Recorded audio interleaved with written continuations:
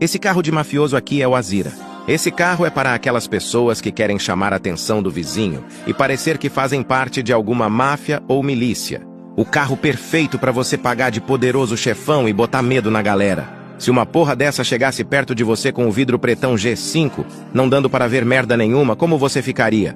É pra se cagar de medo, mano. Esse carro não é pra pobre fudido assalariado. Um usado pode chegar a valer 80 mil paus e é caro de se manter. Reza a lenda que ele faz 7 quilômetros na cidade e 12 na estrada. Mas com o motorzão 3.0 que ele tem, acho difícil. O porta-mala é enorme, cabe umas 4 pessoas dentro com folga. Chegar num rolê com uma nave dessa vai te tornar muito popular. Só de comprar um desses, você já faz uma caralhada de amigos. Os frentistas dos postos vão te ver todos os dias e serão seus melhores amigos. Agora me siga para receber todos os vídeos e comente o próximo carro.